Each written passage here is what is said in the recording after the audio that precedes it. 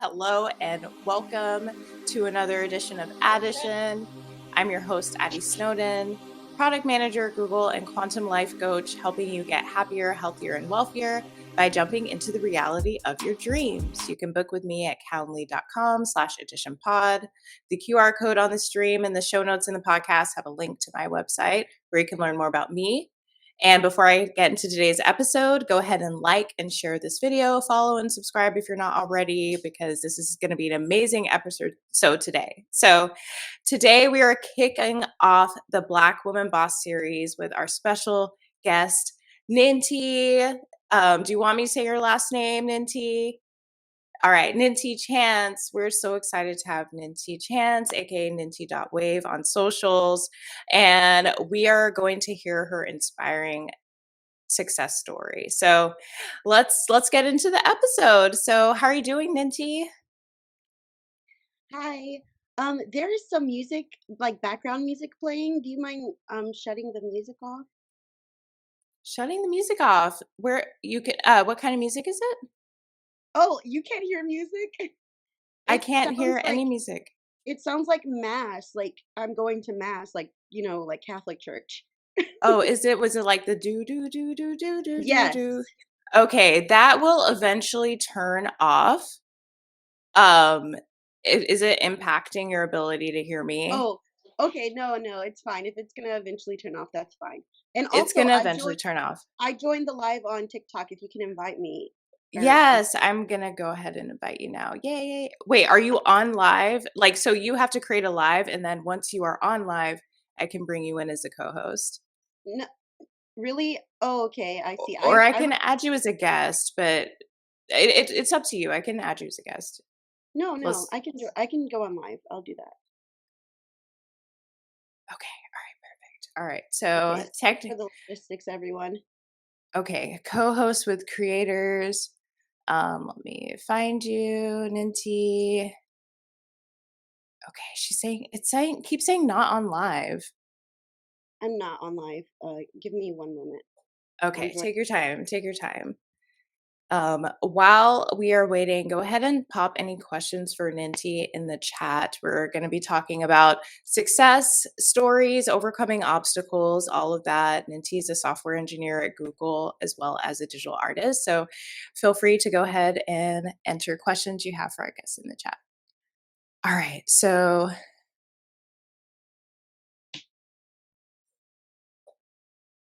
all right. Okay. All right. Yes, I see you now. Awesome. Yay, Hello. we did it! Oh my God. Okay, so we are live on all platforms in addition to TikTok. All right. So Ninti, please introduce yourself to the audience. Hello, everyone. My name is Ninti. I am a software engineer at Google, and I am also a content creator. I really love to do cosplay content, and I also love portraits, like drawing, digital paintings, and also oil paintings of people. And that is a quick introduction for me. Amazing. So glad to have you on. I just got word that if you were hearing that music, all you have to do is switch into the welcome tab on the left hand panel of Restream, and then you will no longer hear that music. Okay, awesome. Um, I wonder, does my microphone need to be muted on TikTok? So I turned my audio or my volume completely down on TikTok. I leave my just phone microphone on so people can hear me. Okay, they're gonna hear me and they're gonna hear you, I think is what's gonna happen. What they should be hearing, well, that's fine. Like TikTok doesn't matter. We love you, Okay. TikTok. But we'll figure it out because I have this is going to be recorded and and we can always upload the recording on TikTok. We love you, TikTok. This is TikTok's problem. Okay. All right. So do you mind reintroducing yourself now that we have gotten this all together? Absolutely. Hello, everyone. Thank you so much for joining on this podcast today. My name is Ninti. I am a software engineer at Google currently, and I also love to create content, cosplay content to be exact. I like to paint, digital painting as well as oil painting, And I've been taking some acting classes and ballet currently. So those are just some quick things about me. Thank you so much for being here today. Amazing. That is so cool. So something I initially connected with you on is like I was a math and art major, so it's not common to find like engineers who are also creatives and artists. So can you tell me more about like how you were able to both explore the technical engineering as well as your creative and artistry? Yeah, I actually studied theater in college. So my degree is in art. I am more so interested in art than anything else. And I am, I guess, um, my path to coming into computer science is very non-traditional. I took a 3 month of coding boot camp to get here, and um, and that's how I ended up being in computer science. It was just like purely like a drive. I, if I'm gonna be real, I remember that year I made like $8,000 on my taxes. I was not making enough money to survive. And this is the first year I ever like moved out of my mom's house. I was 23 at the time, and my car needed to be fixed, and it would cost $1,000 to fix my car. So I just came to the conclusion that if I wanted to not be poor the rest of my life, I had to do something about it. And I literally said to myself, like, if I'm poor for the rest of my life, I would kill myself. Sorry, everyone. I know that's like, sensitive subject, but I just knew I wouldn't be able to survive. And so I switched to coding just because I was like, this is probably a great way to make sure that I am able to survive. And honestly, I went from making $8,000 to making $80,000, and like it increased tenfold, which was ridiculous. And not only that, but like I actually like to code. Like it's really fun. Coding is really cool. It's really fun. Um and so that's what kind of led me into the path of coding. It's just a need to survive. I that is such an amazing story. I never assume when I encounter Google engineers that they're people who went to boot camp, and so that is like a triumph in itself. So my next question was asking about your career journey to your current role as software engineer at Google. So it sounds like you're doing something before, then you didn't want to be poor anymore, which is this is a safe space. Like people who listen to Edition like money and want money. And then you took your boot camp and then you got into your engineering career. Can you talk a little bit more about what you were doing for a living before boot camp? Sure. So after I got out of college, I was like really lost. I just didn't know what to do. And I was kind of just staying at my brother's house and doing nothing for the longest, until I read this book called The Hidden Messages in Water. And that book really inspired me because it just said how like powerful water is, how water can really carry a message. And if a group of people pray over water, then their prayer is more likely to be answered. I'm not a religious person, but I do have like some spiritual connection. So like I do believe that water is powerful. And so that kind of like moved me, and I moved to Atlanta to really pursue my, you know, my want to be an actress. And during that time I realized like I couldn't just work a regular job if I wanted to audition and those sorts of things. So I was um I was working as a brand ambassador, which is people who kind of do like experiential marketing. If you've ever been to a football game, it might be like people passing out Coke bottles for free, or people passing out T-shirts like AT&T sunglasses or something like that, or Yeah. the people who do like all of the the cool like virtual reality like fun things and stuff. It was a really fun job, but it wasn't like a very consistent source of income.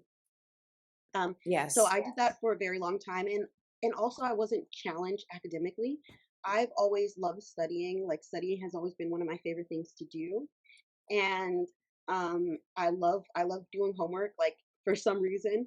And so I got really bored with being a brand ambassador because it wasn't challenging me intellectually. And the way I actually got into coding, like I know you asked me like you asked what did I do before? I was a brand ambassador, and then I can, Hmm. lead back into coding. If you ask me, Yeah, what no, I want to hear the whole journey. So it sounds like you wanted to be more intellectually stimulated. Can I ask what your major was in undergrad? yes, I was a theater major in undergrad, and I Um, completed my degree. Oh my gosh. Okay, so this makes so much sense. So like I first of all, I love that like you brought up acting, and Atlanta is 100% a hub. For those of you guys don't know, there's a lot of studios here. And I can see how that acting comes into like your social media content. So I finally got that connection click. So but yeah, so you so continue. You got more you wanted more intellectual stimulation, you got into coding and then you liked it. Let's go. Yeah, so I like to call myself like a giant simp. Like I simp so hard that I've done pretty amazing feats. And one of them was getting into coding. Like I remember when I was 21, I actually won a pageant because I wanted my boyfriend to love me. It didn't work out, but I still got a title, and that was pretty cool to wear a crown for a year. And so I was dating this guy back in 2017. Um, and he was saying like arts majors are so dumb and this, that, and the other. And I was like, oh, well, what is not dumb then? And he's like, oh, my dad codes and stuff.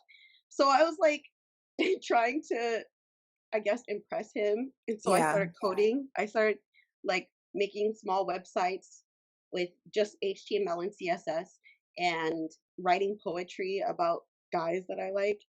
And um and then my sister's roommate at the time was like, Nin, if you really like coding, maybe you should do it for a career. Um, and I was like, oh, okay. And she told me like she also has non-traditional background. She studied nutrition in college, and she went through a boot camp and was able to learn how to code. And so I was like, oh, let me look up boot camps. I found the boot camp. Lo and behold, like I had 2 weeks until the boot camp was ready. They gave me like a whole bunch of pre-work or homework to do, which was so much fun. And that's pretty much how I guess I found my path into coding. Amazing. That's such a great story. It reminds me of Legally Blonde, where Elle Woods goes to law school because she wants to follow her college sweetheart. So simping sometimes pays off. Okay, so graduating from boot camp, you got that $80,000 a year job, which is amazing. And now you're at Google. So what happened between like that first job outside of boot camp and where you are now at Google? Yeah. So the first job I got was 3 months after the boot camp had started. I mean, 3 months after it ended. And that was at Home Depot. I worked at Home Depot for about 6 months, and a Google recruiter reached out to me in 2018. And I was just, like at the point I can remember the exact place I was when I talked to her. It was at the Cumberland Mall in Atlanta. I was sitting in my car, and I literally was just like, oh my gosh, I think I have a new dream. Like I've never had a dream like this before. And my dreams have always been to be on Broadway, to perform, to be an artist, to be an actor, to be on Disney. And so it was like it unlocked something new in me. And I was like, do I have a new dream of working at Google? Um, and I felt it. Like I was like so inspired after that conversation. And Erica, she's amazing. She's a black Google or recruiter. Like she recruits for specifically like underrepresented groups. And um so she gave me like the list of everything to learn, and it's a really long list, like data structures and algorithms, big O notation, things that people without computer science backgrounds may not know. Um, and so I started studying it. I started studying one of the coding languages, C++. plus plus. Hmm. There's this really cool resource called My Code School on YouTube, and he does a C++ plus plus course for data structures and algorithms. And I just got overwhelmed and realized like I really need to learn on the job first. Like I'm learning so much at Home Depot. Maybe I need to give myself some time there before I dive into Google. And so I reached out to my recruiter and I was like, hey, can you give me like a couple of years? She was like, Yeah. sure. And then, 2020 happened. Everyone was at home. And I just realized that I was fed up with Home Depot. I had a terrible experience there. Like, I wasn't supported. And I was given like a lot of scrap work. And even though like I was given a lot of scrap work, I learned a lot. I had a really good like I had a really good black woman mentor. Like I remember like being at Home Depot and feeling so alone. And she had been studying, like her team had been doing something at this place called Pivotal Labs where they were learning to like write tests or something like that. When she came back, like she walked in the door and I like Harriet Tubman herself, like came to save me. And her name is Harriet. So like she really made my experience at that job way better. So we studied together. In 2020, I decided to reach out to my Google recruiter and I was like, I'm ready to do the Google interview if you just give me a couple of months to study. I studied a total of 7 months. Me Wow. and Harriet, we would do lead code problems together. We would like really like hold each other accountable. And I ended up also I was having a lot of struggles at the time because of COVID. I have severe obsessive compulsive disorder, and I've always had obsessive compulsive disorder ever since I was like, I don't know, like a little kid. Ever since I can remember, I've had OCD, but the pandemic really made it come out. Like I just Yeah. spiraled so hard because I was so scared of getting COVID. And so I was washing my hands like every 15 minutes. I was waking up out of the night to wash my hands every 30 minutes. I took 2 showers a day. I would wash my sheets every day. Um, And one thing that I was really afraid of is not being able to understand the Google question, like at the Google interview, because of all the things going on in my head, like the compulsive thoughts, like you're not good enough, there's no way you can understand this, you can't do Hmm. this. And um, my OCD therapist really helped me. She taught me a few concepts before I went into the Google interview, like power poses, to like stand like Superman, Yes. and like and you say good things about yourself. And then she also was like, listen to a song before you go in. And I listened to this song Latch by Sam Smith and Dispatch, and that just made me feel so excited. I like was laughing by the time I went into my Google interview, and um and then I was able to actually focus because of all of the work I had done in my OCD therapy. And I guess that's how I got to Google. Amazing. Like, what an amazing story. I'm going to call out a few things. So, one, you talked about like needing to, you have these, what I call limiting beliefs in your head that are saying like I'm not good enough, and that's really hard if it like it seems like we can't stop them, and it sounds like the woman that you're working with gave you some techniques to like break that limiting belief or thought cycle, which is amazing. And you studied for 7 months. I've heard my engineer friends talk about lead code, like it's incredibly challenging to get past the technical interview at Google. Like I can't reiterate this anymore. Like this is a huge accomplishment. So congrats to you. So I wanted to talk. So it makes sense. Like you had these Broadway dreams and now you have this Google dreams. And my next question was going to be what made you decide to pursue entrepreneurship in addition to your 9 to 5 as a software engineer at Google? Was it a way You to mean like content? incorporate You mean content creation? what is the distinction for you? Content creation versus entrepreneurship? Entrepreneurship to me is like um, entrepreneurship to me is like getting into business and wanting to make capital off of whatever you're doing, whether it's a service or a product or good you're selling. Mhm. Um, with content creation, I don't view myself as an entrepreneur. I don't want like I'm not aiming on making money. I am Mhm. aiming on making art and making community and making connections. So the biggest thing for me is to form a community with other people who love to dress up, who love anime, who are Black women, who are Black, non-binary folks. And so I think entrepreneurship, I think, is driven by capital, Mm. but what I want to do is driven by my need for a community. I love that, and that's something that I can resonate with so much. Like, this is 100% your interview. But my entrepreneurship was always like, I created communities, and people would always say, like, "You should charge for this, you should monetize this." And I'm like, "No, that's not the point. Like, the payoff is the community," including Edition. Like, I've gotten one sponsorship, but, like, this is truly like a art on some level for me. So I will change this now to being a creator, or is it content creator specifically, or creator? I would say content creator.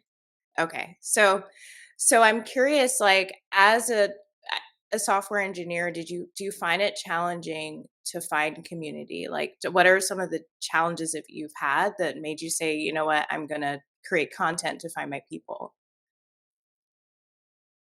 Yeah, I mean, um, software engineering, the field of software engineering has been, the culture has been created by white men. White men have created this culture where, people are highly competitive, sometimes maybe not very social, and definitely a very exclusionary culture where if you are not a white man, you don't necessarily fit in. And so going into the space of like being a software engineer hasn't always been welcome for me because of, my identity. And so, you ask what made me look for a community outside of software engineering. I never was really looking for a community within software engineering. Like Yeah. I have found some communities, like for instance, Women Who Code has been a really safe and amazing community for me. Um, I don't think I don't think they exist anymore, Yeah. unfortunately. Um, but I've always sought out community in other artists, and I found that community is what allows to do so much and be, you know, so successful. Without like members of a community, I don't think I would be as far as I am or even value where I am the way I do. Like I remember back when I was little, I used to do community theater and um and I would be so comfortable there that I would like lay out in the lobby and on one of the couches and just go to sleep because I felt safe there because everyone in that community was very safe. Everyone on that community was very safe. Um, so because I felt so safe there, I was able to, like just take a nap if I wanted to. And also like creating something to achieve to achieve a goal with a group of people is a really beautiful process, especially like putting on a theater production. So, um, I had not had that community for years after graduating college, or even before graduating college. It was like as soon as I got to college, I had lost that theater community that I really loved. And so now I feel like being able to create content, cosplay content in particular, I'm able to find other people who really like to do the same thing as me and have the same goals as me and are supportive of what I do. And then I get to support them. And I've done like a few events this year. I've done a maid cafe for Valentine's Day. And then also I cosplayed at a conference. Um, it was called PuchiCon in New Jersey, and I was like one of the special guests. And I'm gonna do a midnight maid cafe on October 25th, um, in Brooklyn. I believe it's in Brooklyn or it might be in Manhattan. But being able to just have fun and dress up is an amazing aspect of the community that I'm a part of. And so yeah. Yeah, no, that's amazing, and I'm for you. I feel like I'm always in cosplay, so I don't consider myself an anime girly because I haven't watched as much as the average. And your fans on TikTok, they were very upset. They thought we intentionally muted you. We did not, so it sounds like we can hear you now, and I will be uploading, or this will automatically be on YouTube. So whatever you missed will be there. Don't worry about it. So it sounds like your career is serving one purpose, like your career as a software engineer is serving like your intellectual curiosity, and I'm sure obviously financial, and your content creation is to find your people, to find your business, or sorry, to find your people, to find your peers. Do you plan on always having both pieces, or do you ever think to potentially merge at some point?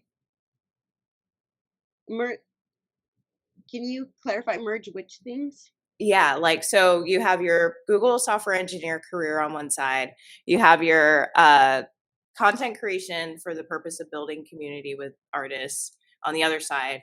Do you ever think about merging them in some way, like using your engineering skills, like as your job for community building, or figuring out a way with your events to, take away the need for an engineering role, or do you always want to have those two in parallel? Um, I just want to check. Can y'all hear me on TikTok? Um, so I would say I would never combine these two spaces. I think that the community, the cosplay community, it exists. Like there's a lot of like um, you know, black women and non-men in that space. And as opposed to starkly contrasted with where I work at Google, there's not a lot of black women and non-men in that space. And Yes, so that. Mhm. I like to keep it separated because it we need a space that we could be safe in and where we can be ourselves in. And I don't think that going to work, I bring myself 100%. Like they say, bring yourself 100% to work. If they saw me at my 100% all the time, I don't know if I would continue being employed, you know? So it's Yeah. like, I like to separate the two because I want to feel completely safe in my identity and the things I do to have fun. And, but I oftentimes share with other people. Like sometimes on TikTok, I'll talk about my experiences at Google.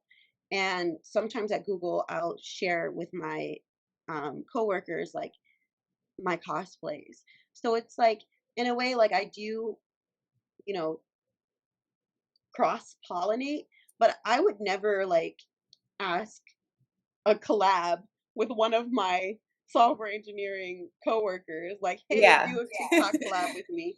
um I like to compartmentalize those things, and I think it's for the safety of self-expression that they are compartmentalized.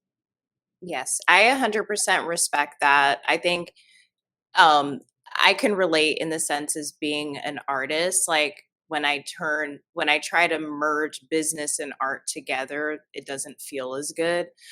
So I completely respect your decision to have like that separation there, but it's also cool that you feel comfortable sharing your cosplay work with your coworkers.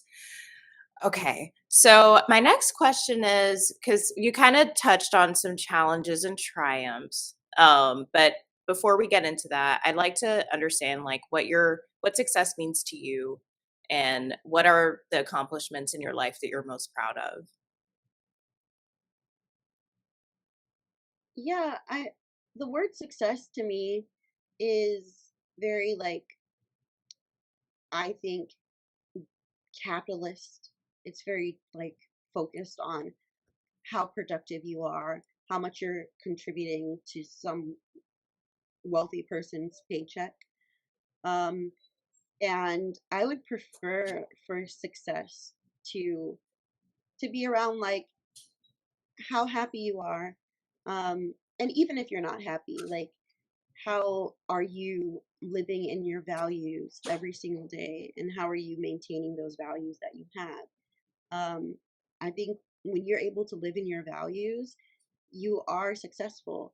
Um, for instance, one of my values is I really love my family and I love my friends.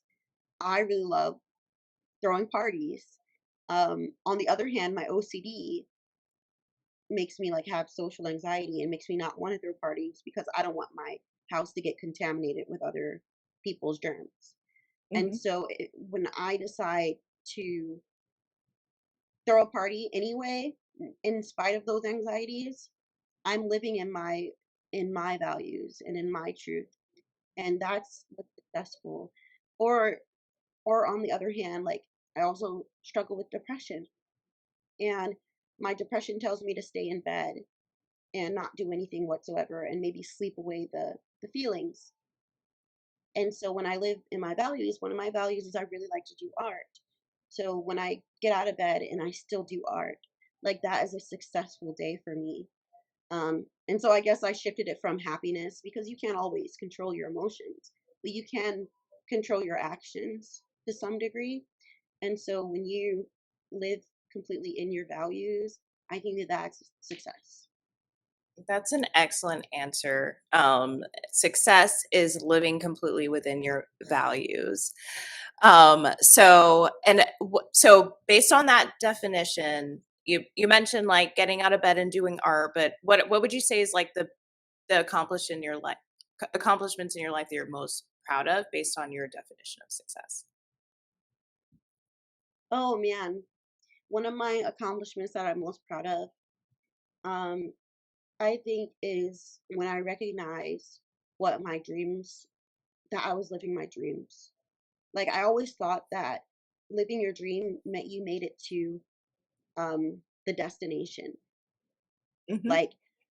Like Broadway, for instance, is one of my dreams. Hmm. And I never recognized that the journey is a part of the dream. So all of the community theater that I've ever done, Hmm. all of the performances I've ever done, like television, voice acting, that is me living my dreams. So that moment for me, I think, kind of redefined success for me. But if I were to say like what my accomplishments were, um, my one of my like first accomplishments to me was when I won Miss Macon. I love that city. It's Macon, big, huge. Georgia. Macon, Georgia. Yay. I love that city, and I was able to like put on a after school program for the children, and we put on a play that I wrote with at the time my this artist named Reese Soul. He composed the music, I wrote the story and the lyrics, and then I directed it every day after school, and we put that production on at my college, and that was a really successful moment for me. But also I voice acted on this one like silly parody cartoon called Sonic's Funeral, and that got like over 70 million views Oh my god. on YouTube. Um, and I continue voice acting with him on some of his like what are they called? Personal um what is it called when it's private, like your original content. I voice acted with him on his original content, and that was just such an amazing experience for me. And and then I think after that, like with TikTok, I've gotten some like video views, like 4.5 million views on one of my cosplay videos, where I was cosplaying Peridot, and I feel really like excited about so many people seeing me. Like so many people heard my voice, and now so many people saw my face. And then finally, like I feel accomplished working at Google. And one of my biggest accomplishments at Google is my team. We would transfer users' unstructured file system data into Google Cloud Storage, and it was taking 1.6 hours to transfer 1 million files for the thing that I worked on, and I got it to transfer uh 1 million files in under 5 minutes. So I was like really happy with that. I worked on that entire feature work end to end, from reading the product design to creating my own um like code design to implementing to launching it. So that's like a really proud moment for me as a software engineer. That's amazing. Like, first of all, I was like worried for a second you wouldn't say something related to being a software engineer at Google because that is such a huge accomplishment. But I do like where you put it. You put it last, like Miss Macon, and I mean that would be my biggest accomplishment, winning a pageant. And voice acting, so cool. I love that you're still able to pursue your acting, and I think a big takeaway is that it can't be all one thing. It like we need to have like multiple areas in our life that are bringing us joy and making us feel successful. It can't be just our job. So okay, so now let's get into some of the challenges. So was ever a time that you doubted yourself or wanted to give up on pursuing your goals, and how did you overcome that? Yeah, like when it comes to content creation, um I used to be really, really nervous and anxious about posting. Like I would like post something really like simple, like a picture of myself on Instagram, and then I would log off for like a whole week because I was so embarrassed. Like I was like, oh my gosh, what if people respond and what if they don't respond? And like I could feel like the heat of embarrassment in my ears. And so I was just like, I was just so, an anxious mess. But um my therapist, my OCD therapist, made me come to the conclusion that I should just post whatever, whenever, like every day. So in October 20, no, December 2021, I decided to post every day for a year. And I, that helped me overcome that fear and anxiety, especially when it was something bad. Like I would like make a video and I'd be like, this is terrible. And I would post it anyway. And even though I didn't make it to a full year, I stopped 9 months in on September 21st, 2022. I still I gained so much confidence from overcoming like that anxiety. The question was about like challenges, right? Yeah, Um, challenges or doubted yourself or wanted to give up on pursuing your goals.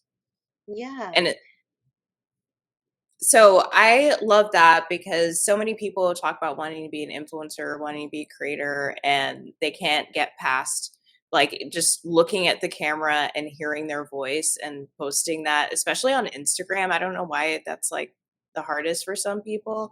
So it sounds like um, working with a therapist to encourage you to post every day, regardless, was huge for you.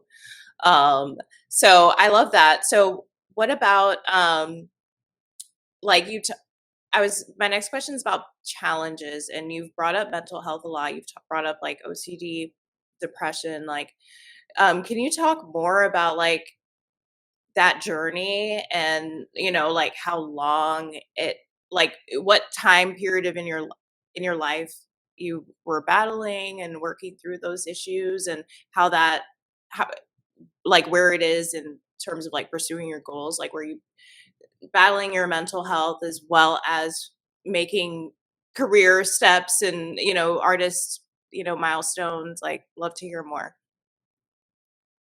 Yeah. I actually um experienced a lot of burnout at work because I was working like 80 hours a week because my job was expecting me to do L4 level work when I'm in L3, and I wasn't very supported. Um and so I was trying to complete the work in a timely manner, and the only way I could do that is working like 80 hours. Once I experienced that burnout, um I, at Google, there's a lot of solidarity meetings and there's a lot of like meetings with like Black Googlers. And even like Disability Alliance, they have a lot of like affinity meetings. And I had never heard of short-term disability before.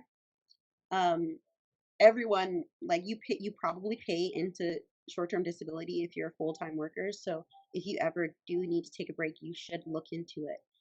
And I went on short-term disability, and when I when I started short-term disability, like, my brain just completely like was fried and turned off because I was so burnt out, and I just felt like I couldn't do anything at all. Like all I could do was sleep. Um and and like that particular feeling lasted a very long time. I went on short-term disability in March of 2023, and I stayed on short-term disability until September of 2024. And I was really afraid of going back to work. Um, like extremely afraid of Google. I remember when I started looking for work, like in summer of this year, I spoke to the team, or I heard that the team wanted me. And that day, instead of being excited that a team wanted me, I like sobbed because I was so scared to go back and have more bad experiences. And um and also I just didn't think I can do it. Like I couldn't even read without falling asleep. I couldn't even watch TV without falling asleep. I just felt like my mental capacity had completely shut off, and I didn't really believe in myself either. And I continue making like content. The only time I ever made content was really when my I call her my birthday twin. We we do a birthday cosplay every year because we were born on the same day on August 5th. And so we do like a buddies cosplay. And I just had to like this year I just had to push through. Like I didn't have any fun doing it, but I wanted to do it because I wanted to be there for her. And also I wanted to be there for myself, like even through like the depression. But then one day I was talking to my mother, and she was like, my brother passed in 2015, and she was like, when Say It died, I thought I could never do anything ever again. Um, and then I went back into working in the school system, and there was this really cruel lady. There was this really cruel white lady who was cruel to the black children. And I looked at those boys, and they reminded me of Say It. People are saying hi. And I looked at those boys, and they reminded me of Say It. And I realized that I had to be there for them. And I also realized I have the capability. I could continue doing this work, and I'm capable. And her saying that to me really empowered me and made me realize like I can go back to work. I can be a software engineer. I am smart enough to be a software engineer. I have the capacity and the capability. And that was a huge challenge for me. And it wasn't just like an internal challenge about my intellectual like capabilities, but also just like a immense fear that I would go back into the space and be mistreated again. I know I didn't really explain what happened, like things that happened at while I was working at Google, but I had some pretty bad experiences, and so I was really scared to return. And I think I overcame those challenges because like of what my mom said to me. Um, and when you say what your mom said to you, are you referencing the story about Syed in school? Wow, what a powerful story. At like, and I mean, I can deeply relate to needing to gear, like, just being overwhelmed with the decision to walk into something that has been hurtful. Like, it's like, am I like deciding to be unhappy by walking back into the lion's den? Um, and you did. And you did. And I mean, that's just so amazing. Like, if you feel comfortable, can you talk at least about like what happened in terms of like you don't have to get into specific details, but just like what happened to your confidence, what happened to your self-esteem, what happened to like your thoughts about yourself as you started at Google before you went on leave, and the the place you are now that you have returned? Yeah. So before I went on leave, what was happening was there was a highly competitive person from my perspective who wanted to do my work and wanted his solution to be the solution. Um, and so Question, was this a peer, a manager, a a, teammate? this is a peer, a teammate. Okay. We were both working on the same project. And um, essentially, like, just to sum it up, he would have meetings and wouldn't invite me and wouldn't include me in these meetings. And, I read Google policy. You're not allowed to exclude people from meetings. That is a form of discrimination. Um, and my manager wasn't very supportive of me at the time. Like, he wasn't stopping him from not including me, even though he, you know, said that he would.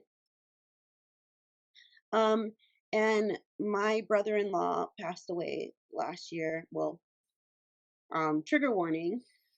My brother-in-law was shot and killed by my sister-in-law.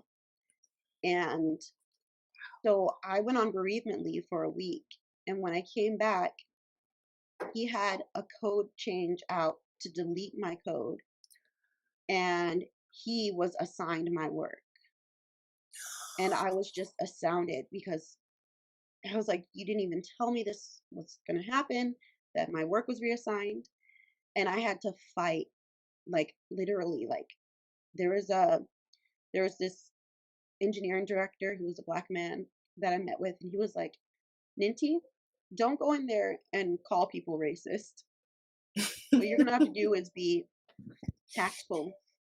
Write out a letter and explain in that letter why your solution should be the solution that they worked on.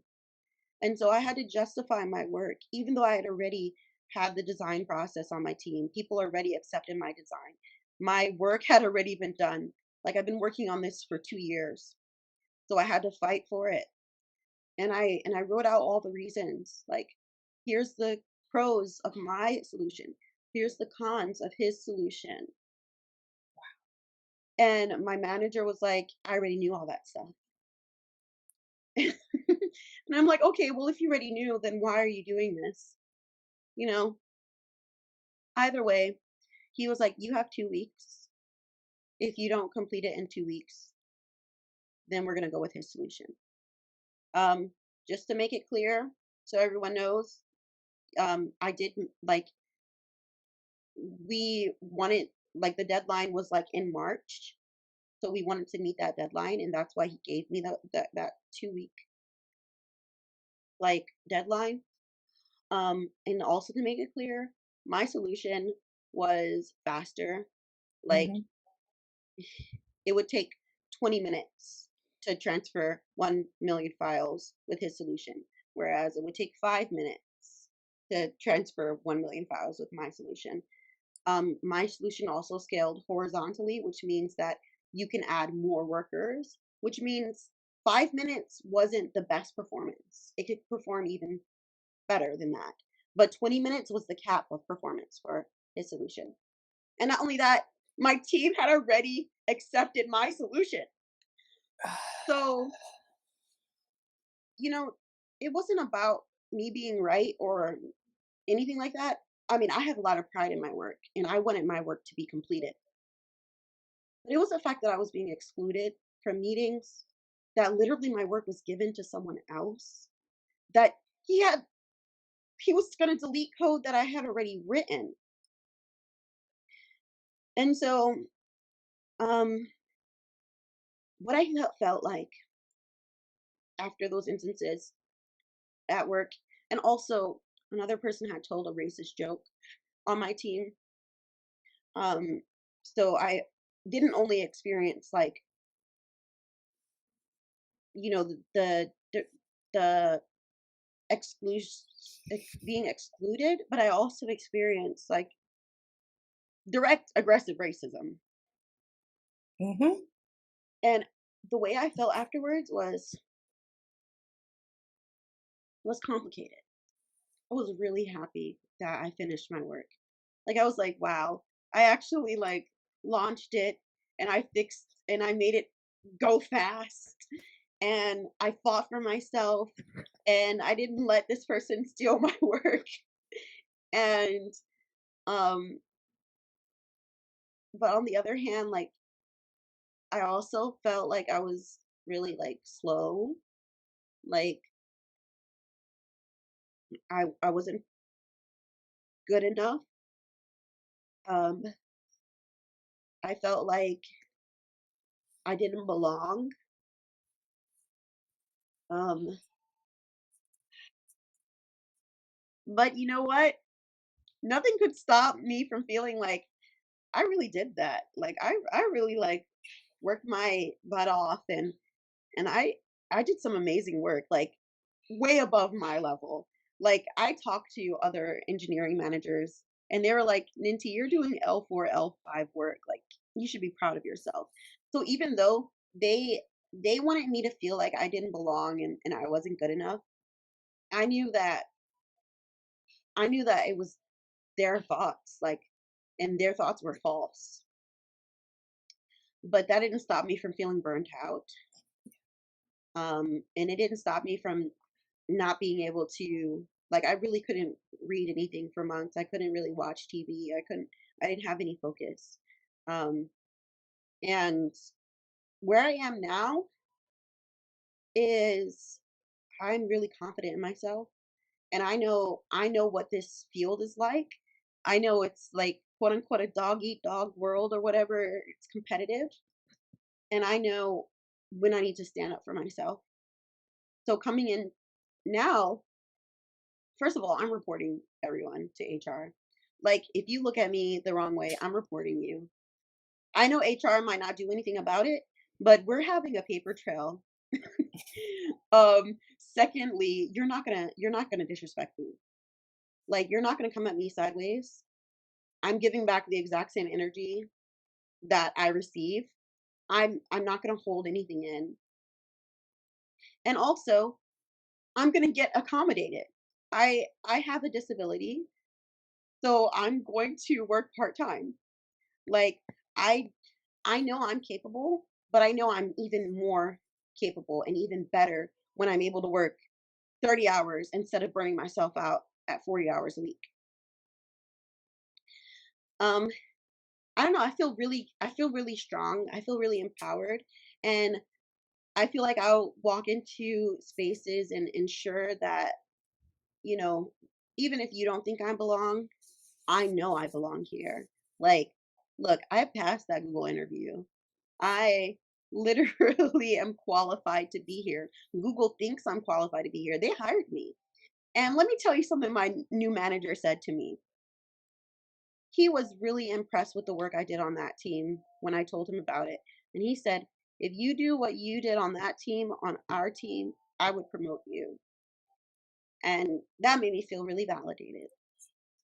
Yes, that what an amazing story of triumph. Like I always I tell myself like I'm like when I speak to myself, I'm like no one is letting it no one is bullying you out of Google. Like I have to like that's a mantra like it's they're bullies and your story is that triumph because not only are you not getting bullied out, you're also capitalizing on your benefits, you're standing up for yourself, you're following the HR processes, and you're getting your accommodations. And so many people need to hear that message. So many people. So thank you so much for sharing that.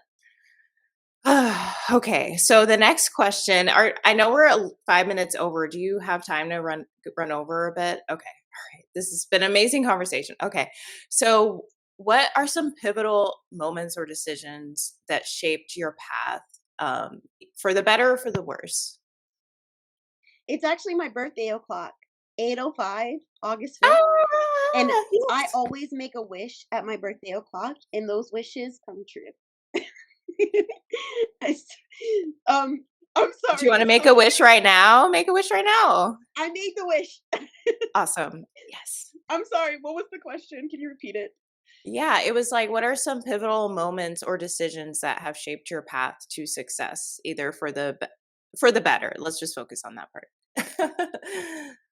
I think pivotal moments that changed my path for the better um, were all of the ones I stated, um, like for voice acting. When I looked up, there's this website called Newgrounds, and I worked with my pageant sister's husband. I know that's a little. She was actually my prince. You know what? That doesn't matter.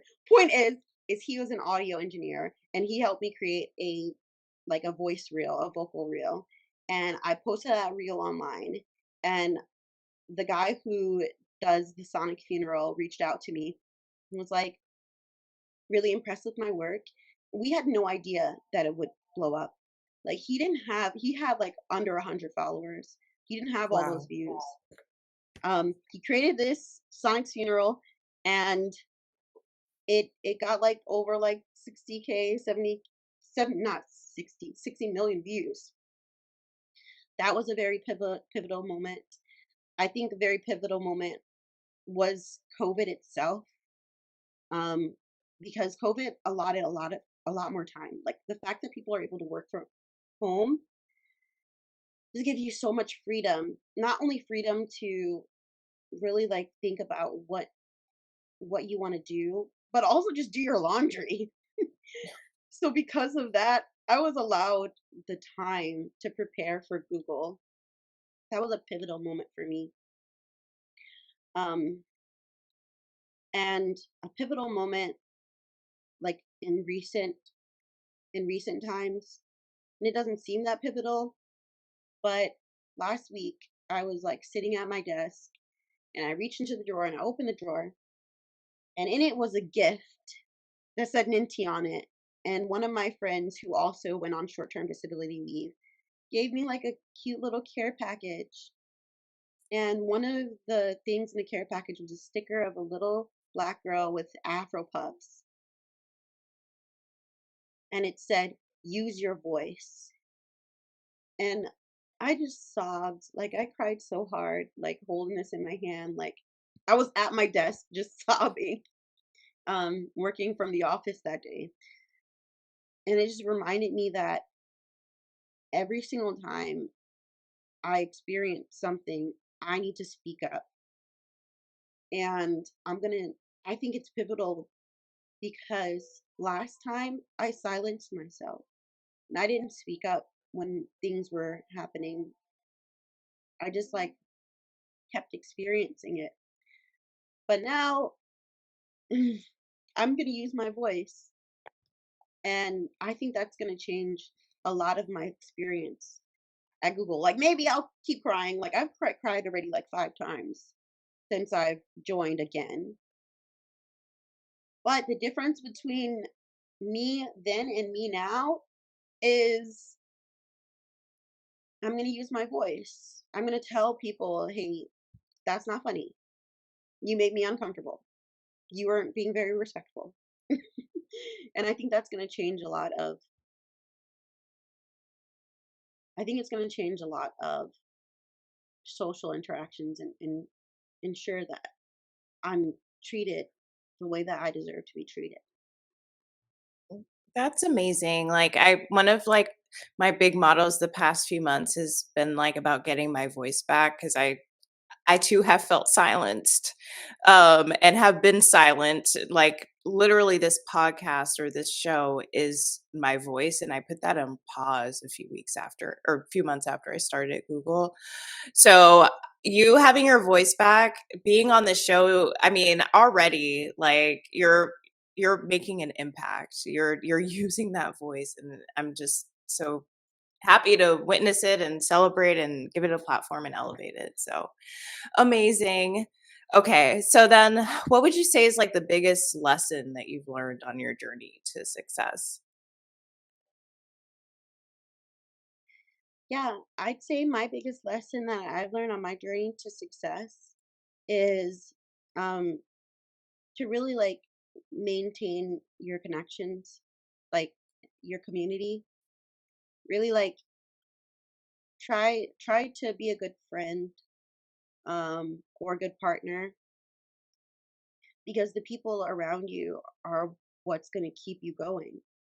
I remember asking my sister like, how did our ancestors do it? Like I asked this like after my I said brother-in-law, but he was more like a play cousin. After he died, I just was like, this is definitely a result of systemic racism. I know, like I can blame everything on racism. I know it wasn't like some racist who came and shot him, but like the fact that it even happened, I just felt like it's just a result of our years of oppression. And I was like, how did our ancestors do it? Like I would have given up. I would have literally like trigger warning again. I would have killed myself if I was in that sort of situation. And my sister was like, community. That's how they did it. They maintained community. And every single day that I have a struggle, I can go to my community and they make me feel better. They make me feel safe. They make me feel heard. They make me feel seen. And I don't think there's anything more important in this world than the those connections that you have with your family, friends, and your community. That's such a great lesson. Community, community, community. Um, Thank you for sharing that. So now I guess inspiration as we're winding down the interview, like who or what were some of your biggest inspirations along the way, whether it's mentors, books, podcasts? You mentioned a few mentors, but feel free to, share the whole list. Yeah. So for content creation, I really love Afro Cocoa Puffs. Um her name is Naomi, and we're mutuals, even though she might not know we're mutuals. Like I noticed that you don't always know who you're mutuals with, like because Mhm. there's some people who are like, "Hey, Nancy, we're mutuals," and I'm like, "I've never met you in my life." But she made the vocal. Hanada isn't black. Hanada isn't black. It's really popular in like cosplaying for black cosplayers. Will like Hmm. cosplay to that sound. So her currently someone who really inspires me is her name is Andrea Ricoena. She cosplayed recently Shell She um and Amethyst, and she's just really good at what she does. She really inspires me. Um and then uh your one Simp Queen, that's my birthday twin. And I remember when I only had 800 followers, she was my mutual, and she had 8,000 followers. And I remember telling her like, you're the Sasuke to my Naruto.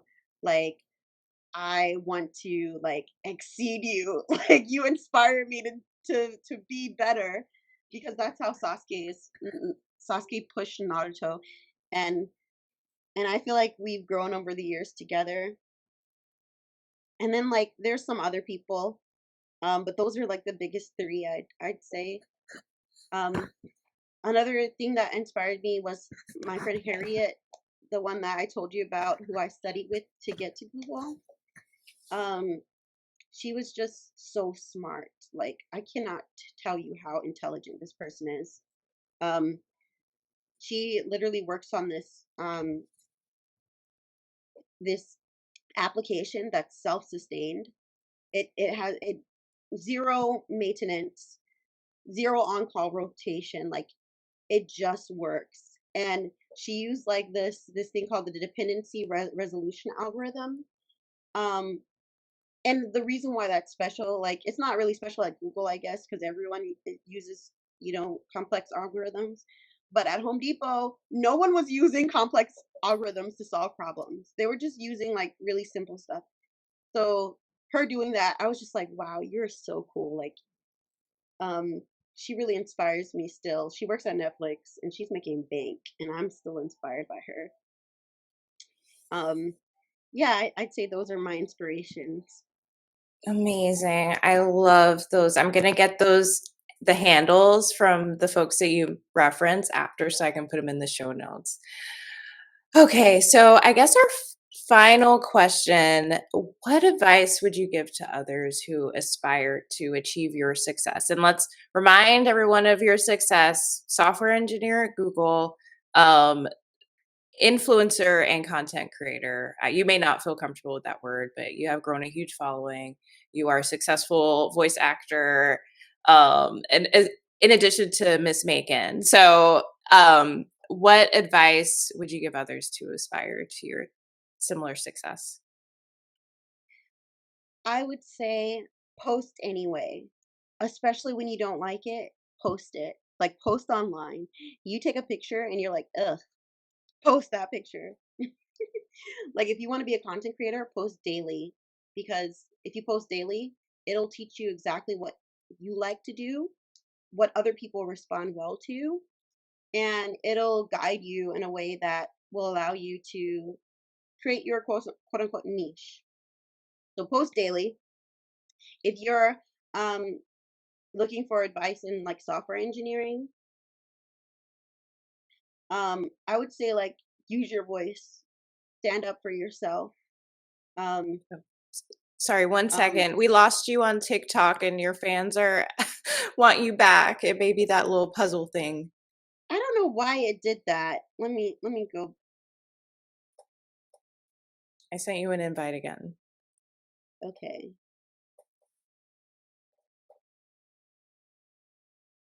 Yes.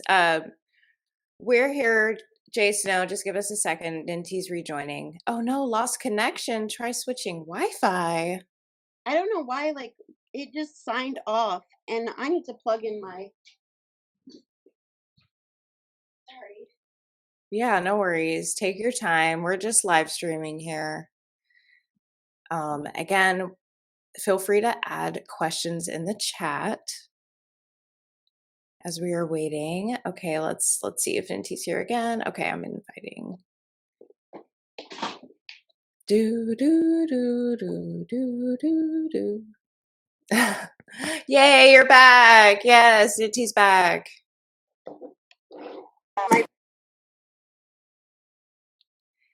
I can't hear you. Hello. Yes, I can hear you now, and you're back on TikTok. Okay, so we were talking about advice. So you said post every day if you want to be a creator, and for software engineering. Yes, I was saying use your voice. Like, um, I'm talking to people like me and software engineering. You definitely want to use your voice. But um, as for like software engineering advice in general, um, everyone can code. It's it's not as exclusive as they make it out to be. Um, you just have to put in the time and the effort and the practice, and it's really fun to do. So you should try it out. Those are like the only two advices I really have. Oh, well, those are perfect. So, thank you so much for coming on the show, Ninti. This was an amazing and powerful conversation. Thank you for kicking off the Black Women Boss series on the show. We're so delighted and grateful to have you. Thank you for dipping into our community. Hopefully, you continue to stay in the Edition community.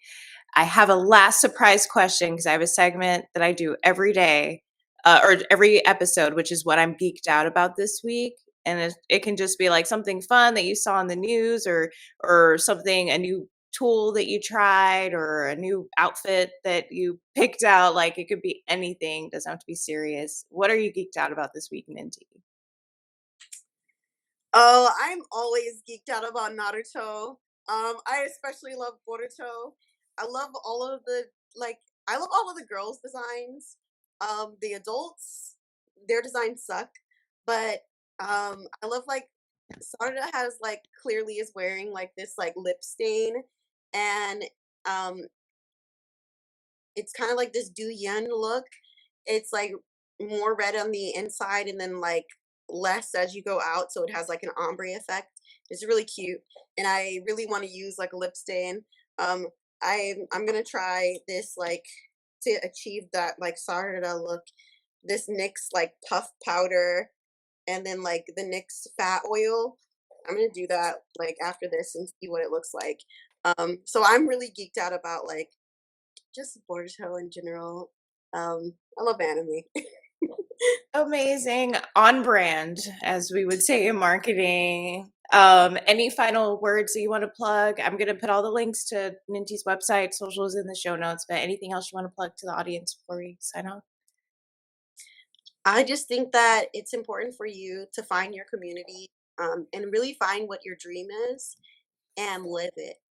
And living your dream does not mean reaching the destination. It means taking the steps to get there. So whatever your dream is, if your dream is to be like a pop star, just creating music, like writing music in your house, listening to YouTube beats, writing lyrics, singing those lyrics, you are living your dream when you sing, when you allow your voice to be heard, when you sing in front of your family, doing karaoke.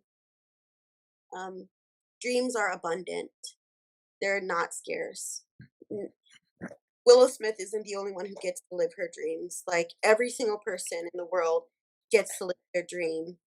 You just go on the journey. Yes, I love that so much. Question from TikTok, what is the highlight? And then I promise we're going to wrap up. What are you using as your highlighter right now? Highlighter on my nose. Oh, yes, there's. Give me a second. This, unfortunately, where is it? Y'all know that TikTok sound that's like, mother, where is it? That always Mm-hmm. in my head whenever I look for something. I literally just had it. I got it from a beauty supply store. Ooh, beauty supply makeup is such like or underrated. It is so underrated and also so hard to find. But it's called NK Makeup Perfection. It's like a white highlighter, and the beauty supply, mwah, chef's kiss. Love the beauty supply. Thanks again for your amazing words, Ninti. You're the best. We're going to continue with the series next week. Thanks again for coming, and I hope you have a good night. Thank you. All right, bye everyone.